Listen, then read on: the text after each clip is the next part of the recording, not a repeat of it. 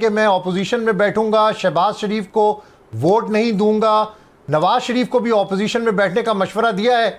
سیاست کے اندر یہ پریشر ٹیکٹکس آپ کو نظر نہیں آ رہے کہ مولانا صاحب کو کوئی منائے، مولانا صاحب کے ساتھ کوئی بات چیت کرے، یا مولانا صاحب بڑے سیریس ہیں، کہتے ہیں کہ اب ایوان میں نہیں میدان میں مقابلہ ہوگا؟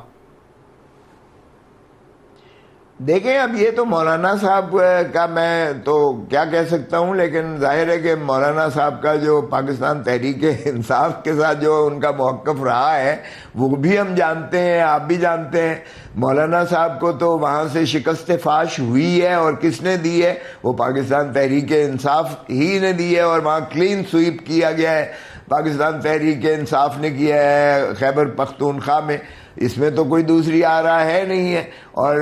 وہی ہمارا چیف منسٹر ہے جس نے مولانا صاحب کو چت چھانے ہرایا ہے۔ تو اب مولانا صاحب کو تو کون مناتا ہے کون نہیں مناتا ہے یہ تو میں نہیں کہہ سکتا ہوں، لیکن ظاہر ہے کہ پی ڈی ایم میں آپ نے 16 ماہ تو اس ملک کو تباہ کر دیا۔ 4 ماہ سے کیئر ٹیکر جو چیئر ٹیکرز ہیں ماشاءاللہ وہ انہی کا تسلسل اور کنٹینیوٹی ہے۔ اب اگر جنہوں نے لاڈلے کو لے کر آئے ہیں، لاڈلے کو ذل سبحانی کو تاج پوشی کے لیے